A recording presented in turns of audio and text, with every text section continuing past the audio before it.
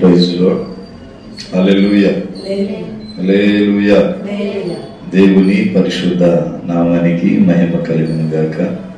కూడి వచ్చిన మీ అందరికీ యేసయ్య నామంలో హృదయపూర్వకమైన వందనాలు తెలియజేస్తున్నాను. దేవుని వాక్యాన్ని మనం ధ్యానం చేద్దాం. పరిశుద్ధ బైబిల్ గ్రంథంలో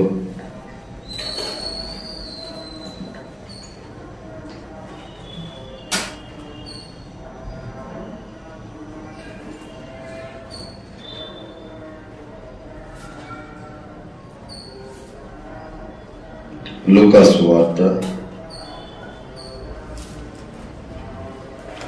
2వ అధ్యాయం 8వ వాక్యాన్ని చదువుదాం.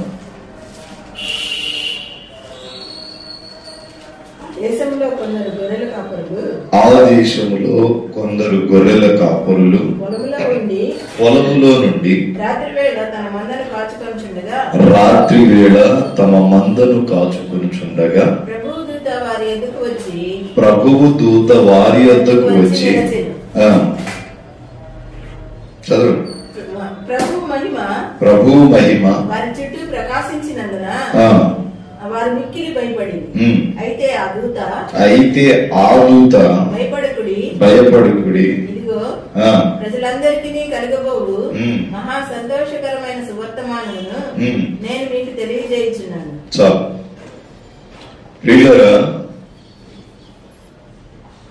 వాక్యము సెలవిస్తుంది, గొర్రెల కాపరులు ఆ గొర్రెలను మేపుకొనుచూ ఉండగా ప్రభు దూత వారితో ప్రత్యక్షమై మాట్లాడింది. పరిశుద్ధ గ్రంథంలో కొన్నిసార్లు మనము కొన్నిటిని ఒకటే చోట పెట్టేస్తూ ఉంటాం. గొర్రెల కాపరులు, గొర్రెల జ్ఞానులు. వీడియో లేదా ఇక్కడ? గొర్రెల కాపరులు, జ్ఞానులు అందరూ ఒకేసారి చూశారా యేసయ్యని? చూశారా? మరి ఎందుకు ప్రతి క్రిస్మస్ కి అందరూ ఒకేసారి వచ్చి చూసినట్టు సంబరాలు చేస్తాం?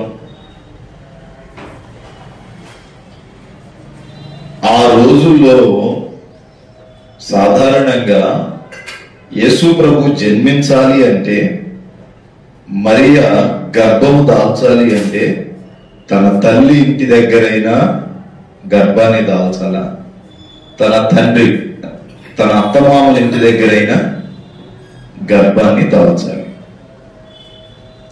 అదే నా సాంప్రదాయం. కానీ అక్కడ మనం చూస్తే నజరేతులో కూడా ఆమె ప్రసవించలేదు. దావీదు అనబడిన ప్రాంతంలో కూడా ప్రసవించలేదు. మరి ఎక్కడ ప్రసవించింది? ఎందుకు బెత్లెహేములో ఆమె ప్రసవించుటకు కారణమైంది అంటే, యెషయా ప్రవక్త రాస్తాడు కదా, బెత్లెహేమా నీలో నుండి రక్షకుడు ఉద్భవించబోతున్నాడు, నీలో నుండి ప్రజలను వారి పాపము నుండి విడిపించేవాడు రాబోతున్నాడు.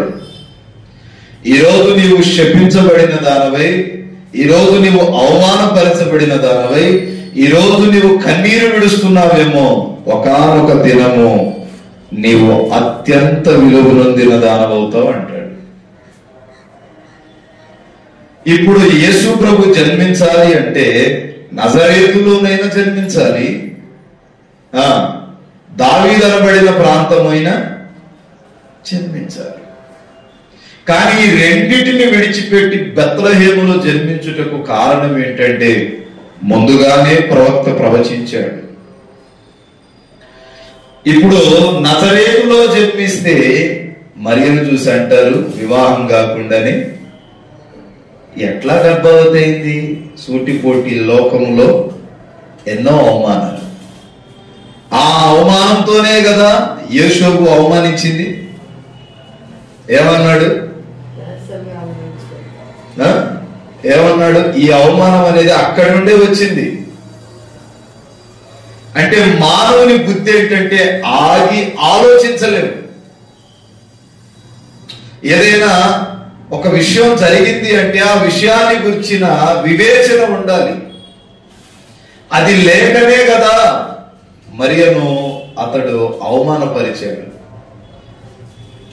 అప్పుడు దేవుని దూత యేషోబుతో స్వప్నమందు మాట్లాడుతుంది. ఏమని? యేషోబు, మరియను చేర్చుకొనుటకు నీవెందుకు సందేహిస్తున్నావు? ఆమె ఏ పురుషుణ్ణి ఎరుగనిది. ఆ చిన్నది ఏంటట? ఆ చిన్నది బహు బహు కన్యక. ఆ చిన్నది బహు పరిశుద్ధమైనదని కూడా రాస్తాడు. ఆమె ఎవరిని సందేహించలేదు, ఎవరిని వద్దకు వెళ్ళలేదు. పరిశుద్ధాత్మ దేవుని యొక్క ప్రమేయముతో ఆమె లోకరక్షకుణ్ణి కనబోతుంది. మనమేమంటాం? అట్లా ఎట్లా సాధ్యం? యేషోబు కూడా అదే అన్నాడు. ఎప్పుడైతే దేవుని దూత యేషోబుతో మాట్లాడాడో వెంటనే యేషోబు కళ్ళు తెరవబడి మరియ దగ్గరికి వెళ్ళి పశ్చాత్తాపపడ్డాడు. నాది తప్పైపోయింది. భార్య భర్తల మధ్య కొద్దిపాటి చిన్నపాటి తప్పులు ఉన్నప్పుడు క్షమాపణలు అనేవి చాలా అవసరం. ఎంత గొడవ జరిగినా క్షమించు అన్న మాట దగ్గర సమస్తం ఒరిగిపోతుంది. అవునా కదా? హల్లెలూయా. అందుకు అంటాడు కదా, వెంటనే ఎప్పుడైతే భార్యని వెళ్ళి కలిశాడో మరలా దేవుడు మాట్లాడుతున్నాడు. నీవు బయలుదేరి ప్రయాణమై నేను చెప్పేంత వరకు ప్రయాణమై బయలుదేరన్నాడు. ఇక వారు బయలుదేరి వెళుతూ ఉండగానే మరియా మార్గ మధ్యలోనే ప్రసవించేసింది. మీరు అక్కడ గమనిస్తే స్థలము లేనందున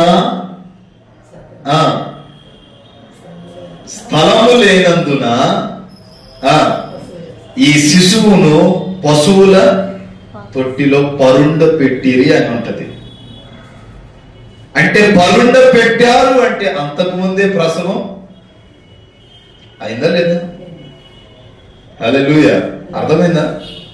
పరుండ పెట్టారు అంటే అంతకుముందే అయిపోయింది.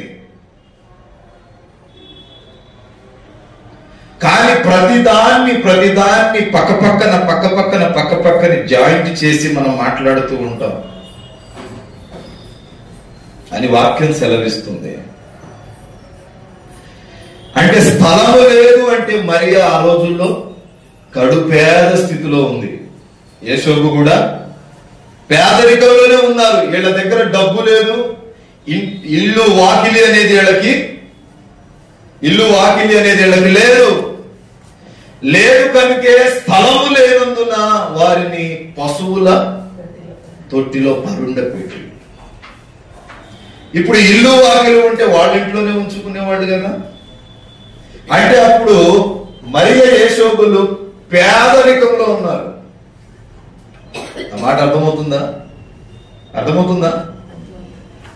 ఇప్పటి వరకు నీవు అనేక విధములైన క్రిస్మస్లు జరుపుకుంటూ వచ్చావేమో. ఇది అంత్యకాలపు రాకడం. మరి నీవు ఏ విధమైన క్రిస్మస్లు చేస్తున్నావు? అంబరాలతో సంబరాలు చేసుకునే పండగ కాదు క్రిస్మస్ అంటే. అంబరాలతో సంబరాలు చేసుకొని గంతులు వేసే పండగ కాదు. ఆ రోజుల్లో వారు గంతులు వేయలేదు లోకరక్షకుడు పుట్టాడని. వాళ్ళు సువార్త చెప్పారు. కానీ మనం ఏం చేస్తున్నాం? గంతులు వేస్తున్నాం అని వాక్యము సెలవిస్తుంది. ఆ దినము వారు పేదరికంలో ఉన్నారు. పేదరికంలో ఉన్న వారి దగ్గరకు దేవుడు మొదటగా గొర్రెలను పంపించాడు. గొర్రెల కాపరులను పంపించాడు. వీళ్ళు తూర్పు దేశపు జ్ఞానుల కంటే కొద్దిగా చిన్నవారు. గొల్లోళ్ళు ఏం చేస్తారు? గొల్లోళ్ళు ఏం చేస్తారు? ఇంటికాడ ఉంటారా? ఇంటి పట్టున ఉంటాడా? మీరు దావీదును చూస్తే ప్రతిరోజు ఉదయం 3 గంటలకు గొర్రెలు తీసుకుని వెళ్ళిపోయేవాడు, తిరిగి రాత్రి 12 గంటలకు ఇంటికి వచ్చేవాడు. దావీదు ఆ ఇంటి కుమారుడు అన్న విషయం కూడా ఆ ఊళ్ళో వాళ్ళకు కూడా తెలియదు. ఒకానొక సమయంలో దావీదు తండ్రి అయిన యెషయే మర్చిపోయాడు. సమూయేలు ప్రవక్త పిల్లలను దావీదును అభిషేకించడానికి వచ్చినప్పుడు అడుగుతాడు, నీకెంతమంది పిల్లలు? ఎంతమంది అన్నాడు? ఎంతమంది అన్నారు? ఎంతమంది? యెషయికి ఎంతమంది పిల్లలు? ఎంతమంది చెప్పండి? 8 మంది. ఇప్పుడు ఎంతమందిని సమూయేలు అభిషేకించితే ఆత్మ రాలేదు? 7గురిని అభిషేకించాడు కానీ దేవుని ఆత్మ మరలా పోయి అడిగాడు, నీకు ఎంతమంది పిల్లలు? ఇంకెవరైనా ఉన్నారా? 3వసారి అంటాడు, చిట్టి చివరి వాడు ఉన్నాడులే, వాడితో ఇప్పుడు అంత అవసరమేమి లేదు. ఎందుకు ఆ మాట అన్నాడంటే, దావీదు యెషయి తల్లి దావీదు తల్లి యెషయి అంతకు ముందే పెళ్లి చేసుకున్నారు. ఎక్కడ రాజ్యపు రాజు అనే పదవి పోతుందోనని యెషయి మరలా పెళ్లి చేసుకున్నాడు. దావీదును తన తల్లిని దావీదు యొక్క అమ్మమ్మ తాతయ్యల ఇంటికి పంపించేశాడు. అందుకు దావీదుకి యెషయి ప్రేమ తెలియదు. దావీదుకు తెలిసిందంటూ ఏంటంటే తల్లి ప్రేమే. తల్లి కూడా కొద్ది దినములైన తర్వాత చనిపోయింది. దావీదుకు తెలిసింది ఆ తాతయ్య అమ్మమ్మల ప్రేమే దొరికింది.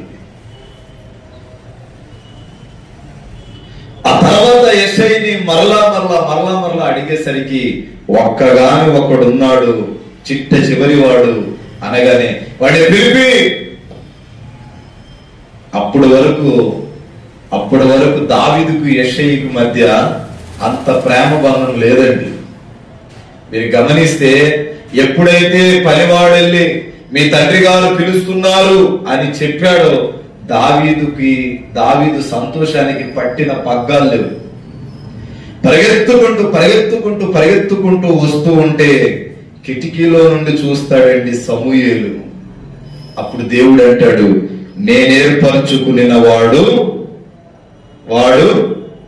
ఇతడే.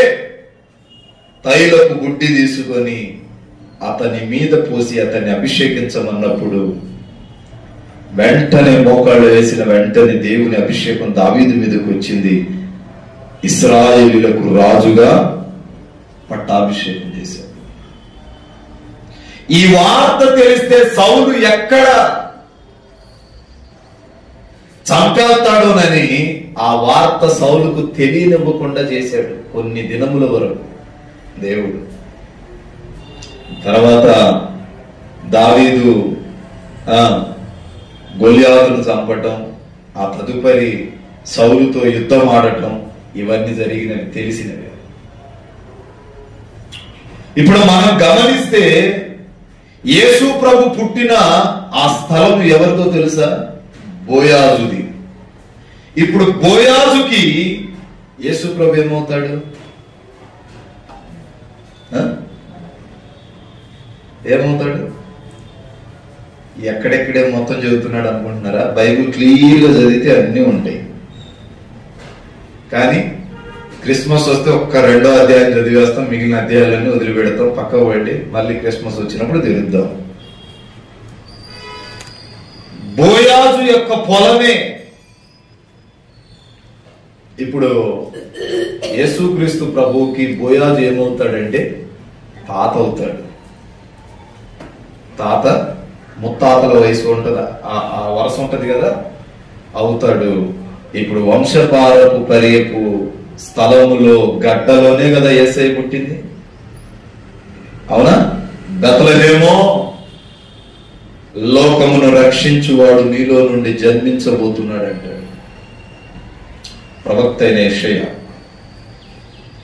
ప్రియులారా, మనం వాక్యాన్ని శ్రద్ధగా ఆలకిస్తే అప్పటి వరకు పేద స్థితిలో ఉన్నది మరియా ఎప్పుడైతే యేసయ్యకు స్థానం ఇచ్చిందో వెంటనే ఆయన జన్మ ఆయన పుట్టుకకు కొద్దిగా సహకరించిందంతే. ఆమె దేవత కాదు, సహకరించింది. ఎప్పుడైతే దేవుడు మాట్లాడాడో వెంటనే సహకరించింది. అని మనోళ్ళు సహకరించినందుకే పూలు పెట్టి దేవతం చేసేస్తున్నాం. లోకరక్షకుడు ఈ లోకానికి ఉద్భించిన తరువాత గొల్లలు వచ్చి చూశారండి. వాళ్ళు మందను మేపుకొనుచుండగా ఇశ్రాయేలుతో కూడా దేవుడు అంటాడు, పగలు మేఘస్తంభమై రాత్రి మీరు గమనిస్తే యెరూషలేము వెళ్ళండి, 1 లక్ష 2 లక్షలు ఖర్చు అవుతుంది. వెళ్తే ఆ ప్రాంతాలకు వెళ్తే రాత్రి చలి తట్టుకోలేరు. ఎన్ని దుప్పట్లు కప్పుకున్నా చలి ఆగదు. పగలు ఆ బస్సు ఆ కొండంతా చూపించేటప్పుడు ఎన్ని బస్సులకి ఎంత ఏసీ పెట్టినా ఆ ఎండకు తట్టుకోలేదు. అందుకే అంటాడు, పగలు మేఘ స్తంభమై రాత్రి అగ్ని స్తంభమై. ఆ వాక్యం చదివేటప్పుడు అనిపించింది, ఇంత చలిలో కూడా ఆ పసికందును శిశువును ఎలా జన్మనిచ్చి ఆ పాకలో వాళ్ళు గడిపుంటారు. ఈరోజు కొద్దిపాటి చలిగే మందిరానికి రావడం మానేస్తున్నారు. అక్కడున్న చలి కంటే ఇక్కడున్న చలి 100లో 1%. అక్కడ కొట్టే ఎండ కంటే ఇక్కడ కొట్టే ఎండ 100లో 1%. మీకు ఎవరికైనా డౌట్ ఉంటే యెరూషలేము వెళ్ళిన వాళ్ళని అడగండి, చెప్తారు. వాక్యము సెలవిస్తుంది కదా, అందుకంటాడు, ఆ రోజులలో జ్ఞానులు నక్షత్రాన్ని చూసి మార్గం ఇటు అని ఎన్నుకొని పోయేవాళ్ళు. అప్పటి వరకు ఎటు వెళ్ళాలో వాళ్ళకి దారి డొంక అనేది తెలిసేది కాదు. ఇప్పుడు వచ్చిన రోడ్స్. ఆ రోజుల్లో ఏ పట్టణానికైనా వెళ్ళాలంటే నక్షత్రము దారి చూపించేది. ఆ నక్షత్రం దారి చూపిస్తూ చూపిస్తూ చూపిస్తూ చూపిస్తూ ఏ ఇంటి దగ్గరికి వెళ్ళి అయితే ఆగిందో అదే ఇల్లు వాళ్ళ గమ్యస్థానం అని అనుకునేవాడు జ్ఞానులు. ఇప్పుడు గొల్లలు ఏం చేస్తున్నారు? మందలు మేపుచుండగా దేవుని దూత వారి దగ్గరకు వచ్చింది. వాళ్ళకి చెప్పింది, ప్రజలందరికీ కలగబోవు మహా సంతోషకరమైన సువర్తమానం నేను మీకు తెలియజేయుచున్నాను. అదేంటో తెలుసా? దావీదు పట్టణమందు నేడు రక్షకుడు మీ కొరకు పుట్టాడు. మొట్టమొదటిగా ఎవరికి ఇచ్చాడు ఈ వాగ్దానం? మొట్టమొదటిగా దూత ఎవరి కొరకు మాట్లాడింది అంటే గొర్రెల కాపర్ల కొరకు. మందలు మేపేవాడు జాగ్రత్తగా ఉండాలి. మందలు మేపేవాడు ముందు దేవుని చూడాలి. మందలు మేపేవాడు యజమాని వైపు చూడాలి. ఒకటి గొర్రెల కాపరులకైతే, రెండవది సంఘానికి దైవ సేవకుడితో మాట్లాడాడు. గొర్రెల కాపరులు ఎవరి తట్టయితే చూస్తాయో గొర్రెలు కూడా వారి తట్టే చూస్తాయా లేదా? గొర్రెల కాపరులు ఎవరిని బట్టి నడుస్తారో గొర్రెలు కూడా అట్లాగే నడుస్తాయి. అందుకే మొట్టమొదటిగా గొర్రెలుగా పిలువబడే సంఘముతో నాకు పని. వారి కొరకు నేను భూలోకానికి వస్తున్నాను. ఇప్పుడు గొర్రెల కాపరులతోనూ పనే. కనుకనే మొట్టమొదటి మాట గొర్రెల కాపరులకు తెలియజేసింది దూత. ఏమనంటే, మిమ్మల్ని రక్షించుటకు రక్షకుడు పుట్టాడు. రక్షించేవాడిని 2-3 నెలలు గ్యాప్ వచ్చేసరికి సౌండ్ లేదేంది? 2-3 వారాలు గ్యాప్ వచ్చేసరికి రోజు వారం రావట్లేదనే. కొద్దిగా జనవరి ఆగండి. జనవరి అయిపోతే కానీ చెప్పను. హల్లెలూయా, హల్లెలూయా. పట్టించుకోవట్లేదులే, వారం వారం రావట్లేదులే అనుకోమాకండి. కొద్ది జనవరి అయితే మీకు కూడా పండగ ఉంటది. ఈ 2 రోజులు కొంచెం కిస్మిస్కును 31 కొంచెం బాగా తినండి, తర్వాత ఉంటది అసలు పండగ. తాను గింజలు ఎన్నో, గట్టి గింజలు ఎన్నో బయటపడుతుంది. ఇది మహా ఉగ్రత దినం రాబోతుంది.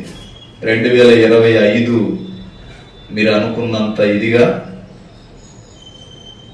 ఇది అభివృద్ధి సంవత్సరం. ఏది 24, 25 చూసుకోండి ఒకసారి.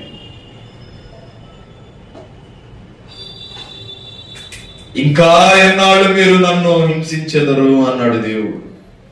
ఇంకా ఎన్నాళ్ళు నేను మిమ్మల్ని బట్టి చాటుగా విలపించాలి. హల్లెలూయా. వాక్యము సెలవిస్తుంది కదా, ఈ గొర్రెల కాపరులు ఆ వార్త విని అనుకుంటున్నారు, రే కాలేబు, రే యేసోబు, మన పెద్దోళ్ళు అనేవాళ్ళు కదా, లోకరక్షకుడు పుడతాడు, మెస్సయ్య పుడతాడు పుడతాడు పుడతాడు అన్నవాడు ఇప్పుడు ఏమయ్యాడు? పుట్టాడంట.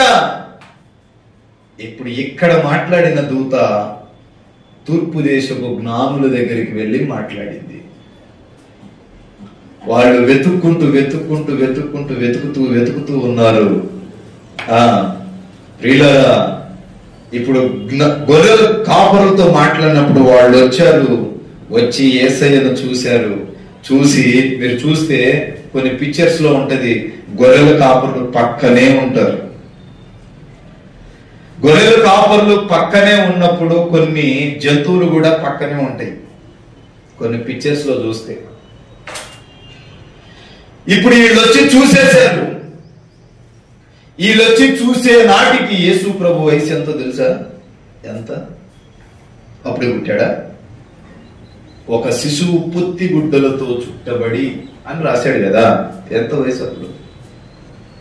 నాకు తెలిసినంత వరకు, నేను తెలుసుకున్నంత వరకు 11 నెలలు అంటాను.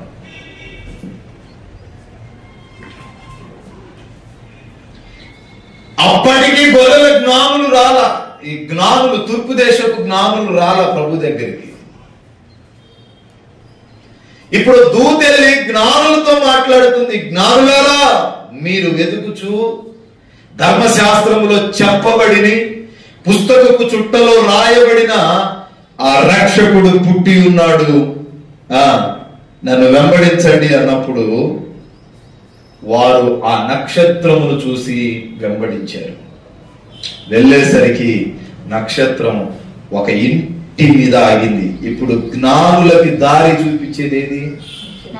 ఆ రోజుల్లో నక్షత్రం. జ్ఞానులు ఎక్కడికి వెళ్ళాలన్నా ఆ నక్షత్రాన్ని పట్టుకుని వచ్చేవారు. అప్పటికి యేసు ప్రభు వయసు ఎంత తెలుసా? 2 సంవత్సరాలు. హల్లెలూయా. ఎంత? గొర్రెలు ఒకేసారి చూసినట్టు, జ్ఞానులు ఒకేసారి వచ్చేసినట్టు మనం పిక్చర్స్ లో చూస్తాం. అది అబద్ధం.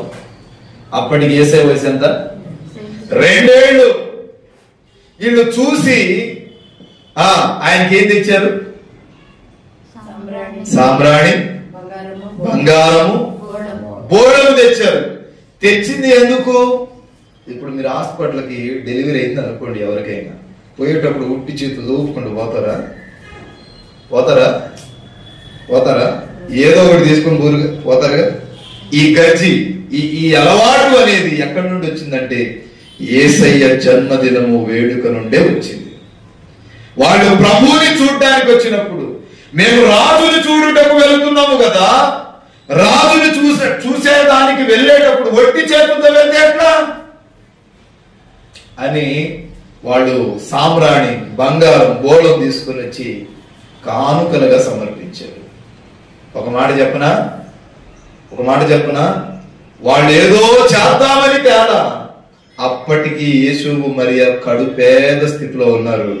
ఎప్పుడైతే ఆ బంగారం, సాంబ్రాణి, బోళం ఇచ్చారో మరియ ధనవంతురాలైంది. హల్లెలూయా. ఇప్పుడు యేసు ప్రభుకు కొద్దిగా చోటు ఇచ్చేసరికి ఇప్పుడు ఆమె పరిస్థితి ఏమైంది? ఏమైంది? ధనవంతురాలైంది, ఉన్నత స్థానంలో ఉంది. ఇప్పుడు నీవు కూడా గుండెలో కొద్దిగా చోటిస్తే, కొంచెం చోటిస్తే నీ స్థితి కూడా మార్చేస్తాడు. హల్లెలూయా, హల్లెలూయా. మరియా అప్పటి వరకు బీద స్థితిలో ఉంది, కానీ వెంటనే ఏదైతే అది అవని, ఏ నిందొచ్చినా పడతాను అని తెగించింది. వెంటనే లోకరక్షకుడు జన్మించాడు, ఆమె స్థితి మారిపోయింది. యేసు ప్రభు తర్వాత మరియా యేసోబులకు పిల్లలు లేరంటారా? కదా, వాక్యం సెలవిస్తుంది. పిల్లరా, ఇప్పుడు ఈ జ్ఞానులు కానుకలు సమర్పించి తిరిగి వెళ్తున్నారు.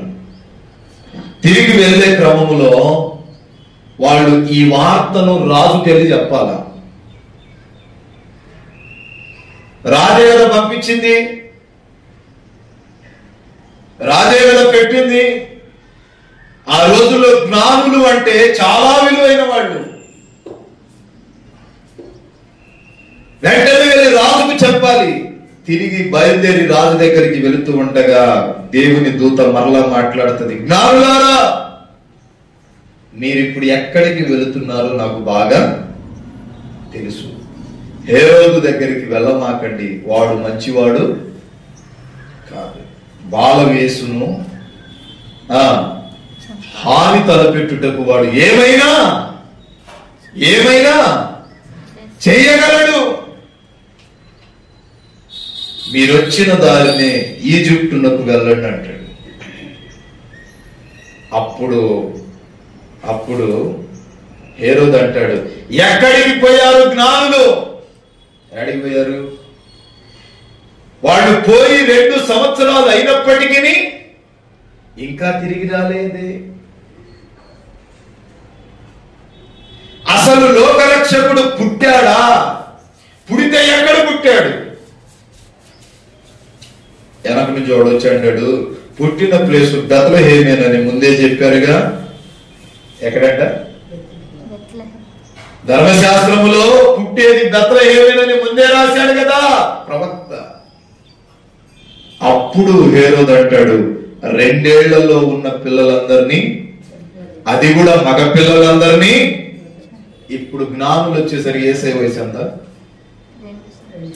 కదా, మనం ఎందుకు పక్కన పెట్టేస్తాం? ఎంత? 2 ఏళ్ళేనా? 2 ఏళ్ళేనా? బైబిల్ చదివేటప్పుడు కొద్దిగా జాగ్రత్తగా చదివితే మర్మం అర్థమవుతుంది. దాటి వెళ్ళిపోతాం.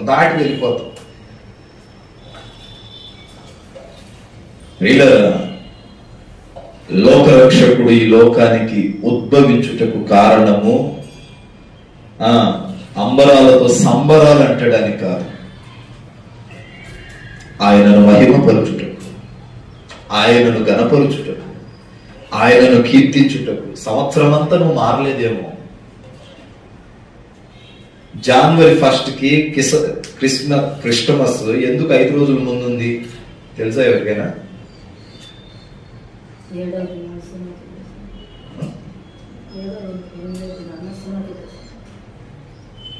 అదైతే ఒకటి. ఇంకోటి ఏంటో చెప్పనా? నూతన సంవత్సరంలో నీవు పవిత్రంగా అడుగు పెట్టాలంటే ఈ రోజు నువ్వు కడగబడాలి. నీవు కడగబడుటకే క్రీస్తు ఈ లోకానికి వచ్చాడు. కానీ మనం ఆ రోజే, కొంతమంది అయితే మా కోసం మెస్సయ్య పుట్టాడు పట్టిన సారాయి సీసా అస్సలు వదిలిపెట్టాం. మనం కూడా 1 గంట చర్చిలో కూర్చొని అబ్బో ఇటు అటు చతికిల పడిపోతాం. ఇంటికి పోయి కడుపు నిండా తాగి పడుకుంటాం. దేనిగా యేసయ్య పుట్టింది? దీనికేనా? నీలో ఉదయించాలనుకుంటున్నాడు, నీలో జన్మించాలనుకుంటున్నాడు. మీరు ఒక విషయం గమనించండి, హిందువులు కొబ్బరికాయ ఎందుకు కొడతారు?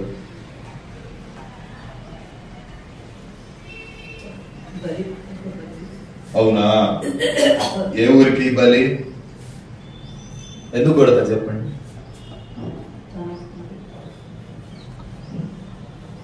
తెలుసా తెలీదా? అందులో ఉన్న నీరు స్వచ్ఛమైనది కాదు. తెలుసా తెలీదా? పాత రోజుల్లో ఋషులు ఉండేవాళ్ళు.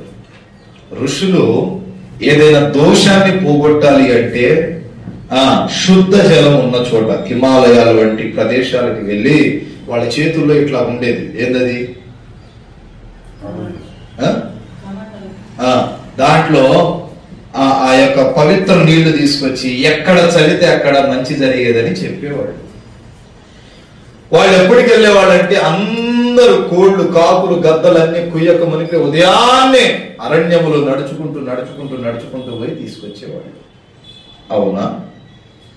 తీసుకొచ్చే క్రమంలో రోజు వెళ్ళి రావాలంటే విసుకొచ్చింది. రోజు ఇప్పుడు దేవునికి శుద్ధ జలం ఇవ్వాలి అంటే రోజు పోయి రావాలి అంటే వీళ్ళ కూడా శక్తి ఉండాలిగా. కొండెక్కేవాళ్ళు, మరలా కొండ దిగేవాళ్ళు, మరలా కొండెక్కేవాళ్ళు, కొండ దిగేవాళ్ళు, ఎక్కడో ఉండేది. అక్కడ నుండి తీసుకొచ్చే క్రమంలో ఎవరైనా అశుద్ధం చేసేవాళ్ళు కనిపించిన ఆ జలం అక్కడే అశుద్ధమైపోయేది, అపవిత్రమైపోయేది. అంత దూరంలో ఎవరో ఒకళ్ళు భర్త చనిపోయిన వాళ్ళు, ఎవరో ఒకళ్ళు పాపం చేసేవాళ్ళు కనబడ్డారు అంటే ఆ జలం అనేది అపవిత్రమయ్యేది. అప్పుడు వాడు గమనించి కొబ్బరికాయని పెట్టారు. కొబ్బరికాయలో నీళ్లు ఎవరైనా పెడతారా దాంట్లో? డైరెక్ట్ గా ఇప్పుడు దేవుణ్ణి పూజించాలి అంటే డైరెక్ట్ గా పరిశుద్ధ నీళ్లే కావాలి. ఆ నీళ్లు భూమిలో నుండి దేవుడు సృష్టించిన సృష్టిలో నుండి రావాలా వద్దా? రావాలి. అట్లా వచ్చిన కొబ్బరికాయ, అందుకు వాడు కొబ్బరికాయ కొడితే దాంట్లో ఉన్న నీళ్లు పరిశుద్ధమైనదని కొబ్బరికాయ కొడతారు. కొంతమంది పువ్వు వచ్చింది అంటారు. అందుకు ఋషులు పెట్టిన మార్గం ఇది. కొబ్బరికాయ అయితే దాంట్లో నీళ్లు డైరెక్ట్ గా దేవుడే పరిశుద్ధపరిచింది కనుక అది ఆయనకి అంకితం చేయాలని కొబ్బరికాయ కొడతారు. కొబ్బరికాయలో నీళ్లు లేకుండా కొబ్బరికాయ పుచ్చిపోతే అది అశుద్ధంగా వాళ్ళు ఇచ్చారు. ఇప్పుడు వాళ్ళకి మనం కొట్టకూడదా? కొబ్బరికాయ కొట్టకూడదా? ఏ రోగం? మనం కూడా కొబ్బరికాయ కొట్టవచ్చు వంటగదిలో కొబ్బరి పచ్చడి చేయడానికి. ఇప్పుడు వాళ్ళు కొబ్బరికాయ కొట్టారు, మనం ఏ కాయ కొట్టాలి? నీ గుండెకాయ కొడితే వచ్చే కన్నీళ్లే అత్యంత పరిశుద్ధమైన జలం. ఒక రోజు ఒక ఆయన అంటాడు, మేము కొబ్బరికాయ కొడతాం, మీరెందుకు కొట్టరు అన్నాడు. కొబ్బరికాయకి మించిన గద్దకాయ మేము కొట్టేసాము. నువ్వు ఒక్కసారి కొడితే రెండోసారికి ఆ కొబ్బరికాయ పనికిరాదు, కానీ మేము ఎప్పుడు కొట్టినా ఆ కాయలో నుండి నీళ్లు వస్తూనే ఉంటాయి. మేము కొట్టేది ఏంటో చెప్పిన గుండెకాయ. రాతి గుండెలు తీసివేసి మాంసపు గుండెలు ఇవ్వలేదా? నీ గుండె పగలగొట్టబడినప్పుడు కన్నీళ్లు బయటకు వస్తుంది. కొబ్బరికాయలో ఉన్న నీళ్లే అంత పవిత్రమైతే నీ కన్నీళ్లు మరింత పవిత్రం. నీవు చేసిన పాపానికి కొబ్బరికాయే సమర్పిస్తే అది వస్తువు అయితే నీ గుండె చప్పుడు, నీ గుండె కన్నీళ్లు ప్రభు పాదాల దగ్గరికి పడు. నువ్వు ఎప్పుడు కొబ్బరికాయ కొడుతూనే ఉంటావు. మేము ఆల్రెడీ కొట్టేశాం. మేము చేసేసిన పనే మీరు చేస్తున్నారు. నీవు కన్నీరు కార్చి ప్రార్థన చేస్తే ఆ కన్నీరు అనే పరిశుద్ధ జలాన్ని ప్రభు పాదాలతో తడిపితే దేవుడు నీ ప్రార్థన వింటాడా లేదా? సీమోను ఇంటికి ఒక ఆమె వచ్చి తన కన్నీళ్లతో ప్రభు పాదాలను తడుపుతూ ఉంటది. అవునా కదా? తడిపి తడిపి తడిపి తడిపి తన కురులు వెంట్రుకలతో ఆ పాదాలను తుడుస్తుంది. ఎట్లాంటి ఏ వస్తువును, ఏ దుస్తులు వాడకుండా తన కన్నీళ్లతో పాదాలు కడిగేసి తన కురులతో పాదాలను తుడుస్తారండి. అప్పుడే చెప్పాడు ప్రభు, కొబ్బరికాయ కంటే నీ గుండె చప్పుడు, నీ గుండె లోతుల్లో నుండి వచ్చే మనోవేదనే నాకు అవసరం. నాకు నచ్చిన, మెచ్చిన, ఇష్టమైన బలియాగం అని. ఇది మనకు తెలుసా అంటే ఎక్కడ తెలుసు? ప్రతిదాన్ని వాళ్ళు దీపం వెలిగిస్తారు. మనది కూడా ప్రత్యక్ష గుడారంలో దీప వృక్షం ఉందా లేదా?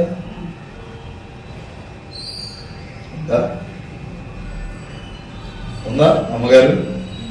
మరి ఎందుకు ప్రతిదానికి అపవిత్రంగా భావిస్తాం? కానీ వాళ్ళు చేసే వాటిలో పాల్గొంపులు పొందమాక అంటున్నారు. ప్రతిదానికి గత 40 రోజుల్లో వేరియేషన్ దేవుడు అన్ని చూపించాడు. కనుక వాక్యం సెలవిస్తుంది, తెరుచుకుంటూ పోతే ఏ బంధమైనా తెంపుకొనే పోతావు, కలుపుకో. దేవుడు ఏం చెప్పాడు? నా మాటలు చెప్పు, నేను ప్రేమించేవాడినే గాని ద్వేషించువాడను కాదు. ఈరోజు ఎంతమందికి ఈ సంవత్సరంలో సువార్త ప్రకటించావు? నువ్వు నా మాట ముగిస్తున్నాను. క్రిస్మస్ సందేశం రేపు క్రిస్మస్ రోజు చెబుతారు. ఎంతమందికి సువార్త ప్రకటించారు మీరు? ఒక్కళ్ళకైనా చెప్పారా? దేనికి? పోనీ మీ వాగ్దానాలు నెరవేర్చబడ్డాయా? మాకే డౌట్ అంటారా? మీకే వదిలేస్తున్నాను. ఇంకా 5-6 రోజులు ఉన్నాయి క్రొత్త సంవత్సరం. కనుక నీవు పరిశుద్ధపరచబడి ఇప్పటికైనా విరిగి నలిగిన హృదయంతో మోకాళ్ళుని ప్రార్థన చేయి. ఒక్కరికైనా స్వార్థ చెప్పు. మీకు అర్థం కావట్లేదు కానీ మీరు చాలా శాపాన్ని అనుభవిస్తున్నారు. మీకు అర్థం కావట్లా. మేము ఆశీర్వదించబడుతున్నాము, దీవించబడుతున్నాం అనుకుంటున్నారు కానీ లేదు, అందరూ శాపాన్ని పొందుతున్నారు. దేవుని మందిరం ఖాళీగా ఉండుటకు దేవుడు ఒప్పుకోడు. దేవుడు ఎంతో దుఃఖపడుతున్నాడు. ఆయన దుఃఖపడి మీకు కీడే కలుగుతుంది. దేవుడు సంతోషిస్తే మీకు ఆశీర్వాదం కలుగుతుంది. వస్తున్నారు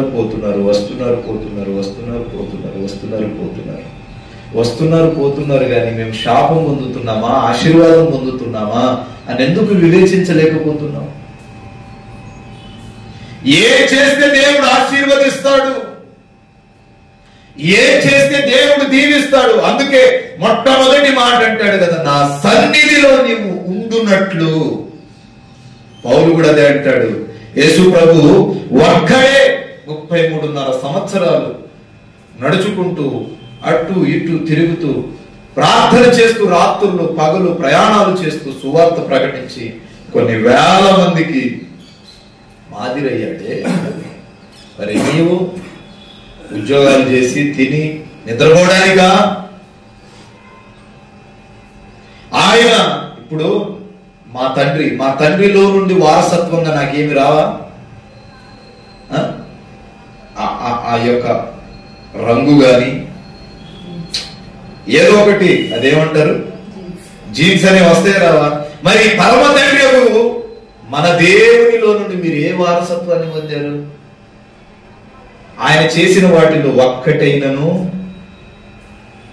ఆయన నడిచిన మార్గములు కొన్నిటినైనను పాటించారా? పాటిస్తేనే కదా ఆయన బిడ్డలు, పాటించకపోతే ఆయన బిడ్డలు ఎట్లా అవుతున్నాను?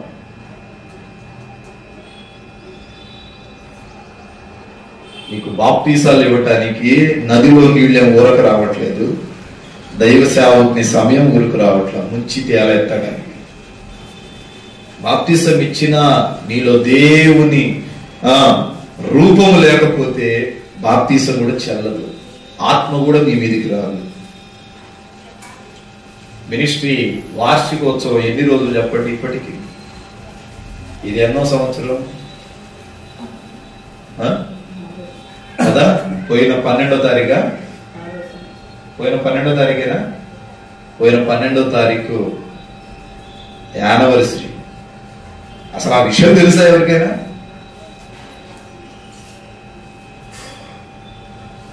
ఎంత నెగ్లెక్ట్, ఎంత నిర్లక్ష్యంలో ఉన్నామో ఆలోచించు. ఇది దేవుని మందిరం అన్న ఊహాగానాలే మర్చిపోతున్నాం.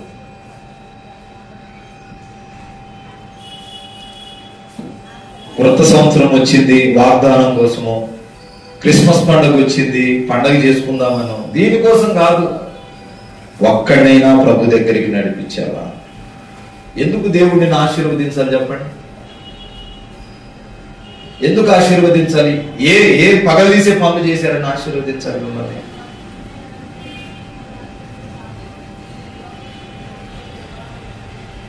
పరీక్షించుకోండి. నేను ఎంతవరకు దేవుని సన్నిధిలో న్యాయం చేస్తున్నాను? 10వ వంతు ఎవరైనా తీస్తున్నారా? 10 ఆజ్ఞలో ఒక ఆజ్ఞ ఏంటి? దశమ భాగం ఎవరి సొమ్మది? మరి మనం తింటే ఎట్లా? పిడికిడి బియ్యమైన తీస్తున్నారా? అది లేదు. లెక్క చెప్పవలసిన వారే ఉన్నారు. జాగ్రత్త. మలాకి 3 నుంచి 3వ అధ్యాయం చదువుకోండి. మీరు నా మందిరములో దొంగలై ఉన్నారు. దేవుడే సాక్షాత్తు చెప్తాడు, మీరు నా సన్నిధిలో దొంగలై ఉన్నారు. కానీ రేపు మీరు నా దగ్గరకు వచ్చి మేము ఏ విషయాల్లో దొంగలమయ్యాము అని మీరు అడుగుతారేమో. 3వ అధ్యాయం స్పష్టంగా చదువుకోండి, అర్థమవుతుంది. మనుషులు, యేసుప్రభు అన్నాడు 1000 మంది ఉన్న చోట నేను ఉంటానని అల్లా. ఎక్కడ ఉంటానన్నాడు? ఎక్కడ 2, 3 నా నామమున కూడి ప్రార్థిస్తే అక్కడ నేను ఉంటా. 1000 మంది మధ్యలో యేసు ప్రభుకి చోటు ఉంటుందా? ఉందా? పలకరే. ఉంటదా? ఉందా? 2, 3 ఉన్న చోట ఎంత గ్యాప్ ఉంటుంది? 1000 మంది ఉన్న చోట ఎంత గ్యాప్ ఉంటుంది? సమయం లేదు. ఎంత గ్యాప్ ఉంటుంది? పరీక్షించుకోండి. ఇక్కడ దేవుడు ఉన్నాడు. సాల్మాన్తో అంటాడు, ఈ స్థలమున, ఈ సన్నిధి మీద, ఈ స్థలం మీద నా కనుదృష్టి ఉంచక నేను మానను అన్నాడు. ఇక్కడ దేవుడు ఉన్నాడు, కానీ మీరు వినియోగించుకోవట్లా. అందుకే శపించబడుతున్నారు, అందుకే శాపాలు పొందుతున్నారు, అందుకే మిళ్ళలో కీడు కలుగుతుంది. రూఢిగా చెప్పగలను సేవకుడుగా, మనకు అవసరమైనప్పుడు వాడుకోవడం కాదు. దేవుని మందిరపు క్రమము చొప్పున నడిచినప్పుడే ఇశ్రాయేలీయులు ఆయన స్వరాన్ని విన్నారంట. ఇప్పుడు మనం నడుస్తున్నామో లేదో పరీక్షించుకోండి. నూతన సంవత్సరాలు అడుగు పెట్టుటకు తీర్మానం చేయండి. ప్రార్థన. కళ్ళు మూసుకొని ప్రార్థన చేద్దాం. బట్టరి గువనై విలపించు సమయాన ఓదార్చువారే కానరారైరి.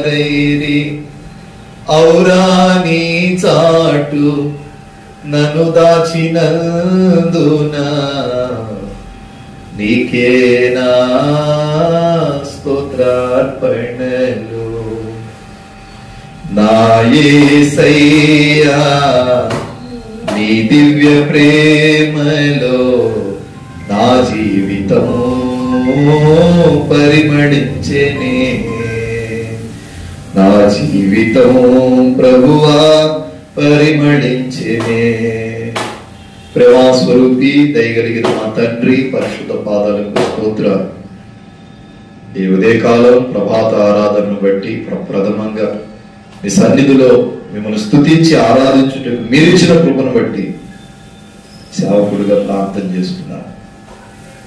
కూడి చేరి వచ్చిన బిడ్డలందరినీ దీవించండి, ఆశీర్వదించండి. మరి కుటుంబాలలో నీ మేలు కలుగు చేయి. నా బిడ్డలు తెలిసి తెలియక తప్పుటడుగులు వేస్తున్నారు, గాడిలో పెట్టమని అడుగుతున్నాను. అయ్యా, ఆరోగ్యమును, బలమును, శక్తిని శుద్ధీకరించండి. దేవా, మీరు అసహించుకునే పనులు మేము చేస్తున్నామేమో, మమ్మల్ని సరిచేయండి. అందరినీ క్రమము చొప్పున నిలవపెట్టండి, క్రమ పద్ధతిలో ఆశీర్వదించమని ప్రార్థిస్తున్నాను. అయ్యా, ఇదిగో వారు విత్తబోతున్న కానుకలను పరిచర్య కొరకు వాడుకోండి. బల్లాలో పాలుగుంపులు పొందుతున్నారు, శుద్ధీకరించుకోమని అడుగుతున్నారు. అయ్యా, వారి పాపముల దోషములు కడగమని అడుగుతున్నారు. పేరు చేత నింపండి. కూడి వచ్చిన బిడ్డలందరినీ మీరు దీవించి విన్న వాక్యం వారి హృదయాల్లో ఫలింప చేసి మహిమనందరినీ తిరిగి నా ప్రయాణంలోనూ ఒక తోడే ఉంచాను. తిరిగి మీ బిడ్డలు వారి గృహాలకు వెళ్తున్నారు, దారి ప్రయాణంలో తోడే ఉండదు. యేసు పరిశుద్ధ నామన ప్రార్థించి అడుగుచున్నాను పరమ తండ్రి, ఆమేన్. మన తండ్రి అయిన దేవుని ప్రేమ, కుమారుడు యేసుక్రీస్తు వారి కృప, పరిశుద్ధాత్మను విశ్వాసం సంఘానికి సకల పరిశుద్ధుల ప్రభావం తోడే నడిపించును గాక. ఆమేన్. ప్రభు నామములో మీ అందరికీ హృదయపూర్వకమైన వందనాలు తెలియజేస్తున్నాను. గాడ్డస్సు దేవుడి మిమ్మల్ని మీ కుటుంబాలను దీవించును గాక. ఉచితమైన మరలా కలుసుకుందాం. అంతవరకు దేవుని మహాకృప మీ అందరికీ తోడై ఉండును గాక. రేపు వచ్చే బుధవారం ఉదయకాలమే 6:30 గంటలకి క్రిస్మస్ ఆరాధన ప్రారంభించబడుతుంది. 8:30కు ముగించబడుతుంది. దృష్టిలో పెట్టుకోండి. ఉదయకాలమే మర్దలేని మరియా వారు పోయి సమాధిని చూసినట్టు ఉదయాన్నే వచ్చి వేగువని అందరూ ఆరాధించే ముందే ఉదయకాలమే వచ్చే ప్రభు సన్నిధిని మనం ఆయన జన్మదినాన్ని జ్ఞాపకం చేసుకోవడం చాలా సంతోషకరం. ఉదయాన్నే 6:30కి క్రిస్మస్ ఆరాధన ప్రారంభించబడుతుంది. తిరిగి 8 లేదా 8:30కు ముగించబడుతుంది. ఈ విషయాన్ని జ్ఞాపకం ఉంచుకోవాలని సేవకుడిగా మనం చేస్తూ ఈ మాటలు ముగిస్తున్నాను. 28, 29, 30 తారీఖుల్లో సంవత్సరపు ముగింపు ఉపవాస ప్రార్థనలు ఉంటాయి. మీరందరూ పాలుపంపులు పొందాలి. మీరందరూ సంవత్సరంలో 3 దినాలు ఇప్పటి వరకు మీరెంతో ఇదిగా ఉన్నారు, కానీ సంవత్సరం అంతటి మీద 3 దినాలు ఉపవాసాలుండి ప్రార్థన చేయాలని సేవకుడిగా మనం చేస్తున్నాను. ఆదివారంతో ఉపవాస ప్రార్థనలు ముగించబడతాయి. శుక్రవారం, శనివారం, ఆదివారం, వచ్చే శుక్రవారం, శనివారం, ఆదివారం అందరూ ఉండాలి. మధ్యాహ్నం 3 గంటల దాకైనా అందరూ ఉపవాసం ఉండి ప్రార్థన చేసుకోండి. దేవుడు మీకు ఇచ్చిన వాగ్దానాల కొరకు ప్రార్థన చేసుకుని దేవుడు మీ జీవితాలను కట్టును గాక, సమాధానం కలుగు చేయును గాక. సమయంలో హృదయపూర్వకమైన అర్పణలు ప్రభు సేవకు సమర్పించాలని సేవకుడిగా మనం చేస్తున్నాం. బ్రదర్ బి అభిషేక్ నాయకు, నాగేశ్వరం తండా, మాచవరం మండలం, గుంటూరు డిస్టిక్. మా ఫోన్ నెంబర్ 7659018230.